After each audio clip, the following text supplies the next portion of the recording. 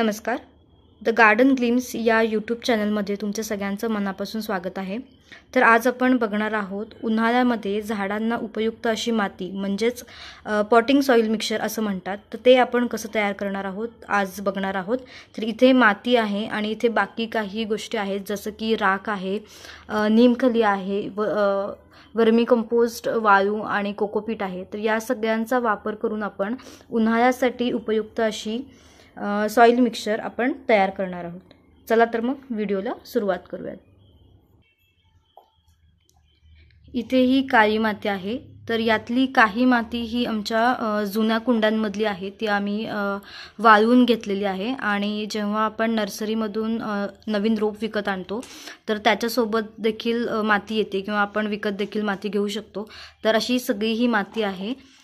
या मातीमध्ये काही मोठे मोठे दगड असतात किंवा जुनी माती असेल तर आधीच्या रोपामधील काही मुळं त्यामध्ये राहिलेली असतात. तर हे सगळ्या गोष्टी मातीमधून बाजूला करून घ्यायच्या आहेत.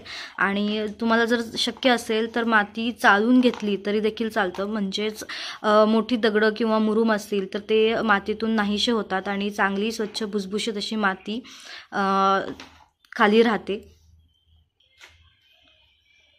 आपल्या चॅनलवर याआधी देखील पॉटिंग मिक्सचरचा व्हिडिओ आपण अपलोड केला होता.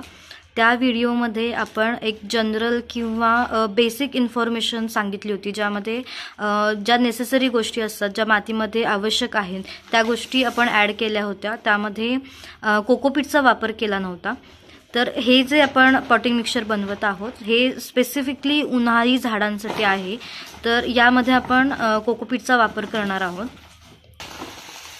जेवढी माती आहे त्याच्या निम्म्या प्रमाणामध्ये आपण इथे मुरूम आणि वाळू याचं प्रमाण ॲड करत आहोत.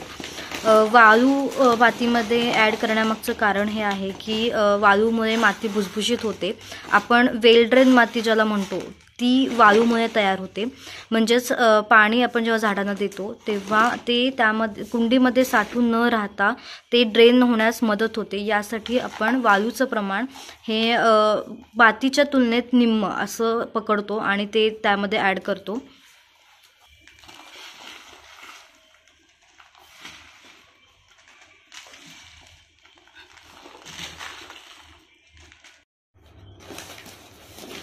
त्यानंतर मातीमध्ये कोणत्याही प्रकारचं कंपोस्ट तुम्ही ॲड करू शकता. त्यामध्ये वर्मी कंपोस्ट, शेणखत किंवा किचन वेस्टपासून तयार केलेलं कंपोस्ट किंवा ड्राय लिव्हजचं देखील कंपोस्ट तयार करतात. ते कोणतेही कंपोस्ट तुम्ही वापरू शकता. कंपोस्ट हे रूटच्या डेव्हलपमेंटसाठी आणि प्लांटच्या वाढीसाठी खूप चांगलं असतं. त्यामुळे आपण कंपोस्ट हे मातीमध्ये ॲड करतो. हे किचन वेस्टपासून तयार केलेलं कंपोस्ट आहे, आम्ही हे ॲड करतो आहे. आणि याचबरोबरीने शेणखत देखील ॲड करणार आहोत. कंपोस्ट नंतर आपण शेणखत ॲड केलेलं आहे. त्यानंतर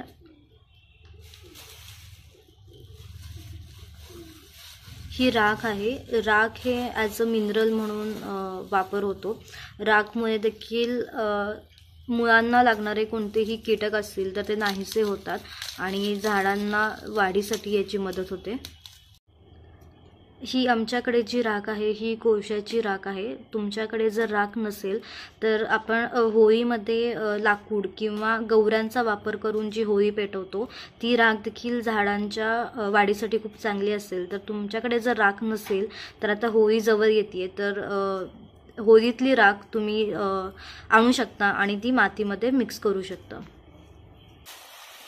त्यानंतर आपण इथे थोडीशी चहा पावडर ॲड करतो आहे. चहा पावडर यासाठी त्यामध्ये नायट्रोजनचं प्रमाण खूप असतं आणि फुलझाडांच्या वाढीसाठी नायट्रोजन खूप उपयुक्त आहे. जसं की उन्हाळ्यामध्ये जास्वंदाला फुलं लागतात, त्यामुळे जास्वंदाच्या झाडासाठी चहा पावडर ही खूप महत्त्वाची आहे.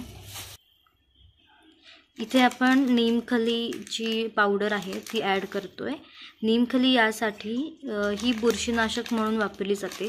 मुळांना कोणत्याही कीटकांचा अटॅक होऊ नये, कुठलेही डिसीज होऊ नयेत यासाठी आपण नीमखलीची पावडर मातीमध्ये मिक्स करतो. नीमखली जर तुमच्याकडे नसेल तर नीमखलीच्या ऐवजी आपल्याकडे घरात जी दालचिनी असते त्या दालचिनीची पूड जरी केली आणि ती मातीमध्ये मिसळली तरी चालू शकते. किंवा हळद आहे, बाजारामध्ये किंवा ऑनलाईन कुठेही साफ पावडर देखील मिळते। तर साफ पावडरची लिंक ही डिस्क्रिप्शन बॉक्समध्ये दिलेली आहे, ती देखील तुम्ही ऑर्डर करू शकता। आपण उन्हाळ्यासाठी स्पेशल अशी माती तयार करतोय, त्यामुळे आता सगळ्यात महत्त्वाचा घटक म्हणजेच कोकोपीट आपण मातीमध्ये मिक्स करतोय। तर कोकोपीटमध्ये पाणी होल्ड करून ठेवायची क्षमता असते, त्यामुळे मातीमध्ये मॉइश्चर टिकून राहतं, थोडासा ओलावा टिकून राहतो। सगळे घटक मातीमध्ये ॲड केल्यानंतर माती व्यवस्थितपणे मिसळून घ्यायची आहे, एकसारखी करून घ्यायची आहे।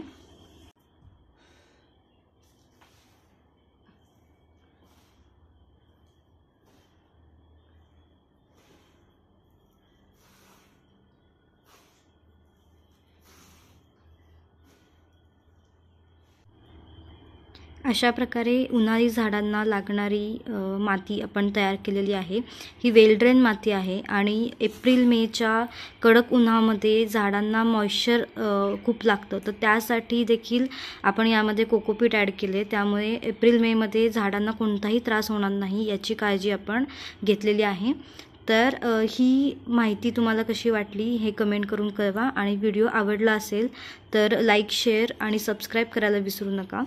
आमचं इंस्टाग्रामवरती देखील अकाउंट आहे, तर ते देखील तुम्ही फॉलो करा। तुमचे कोणतेही प्रश्न असतील किंवा तुम्हाला माहिती हवी असेल तर DM करा, आम्ही तिथे रिचेबल आहोत।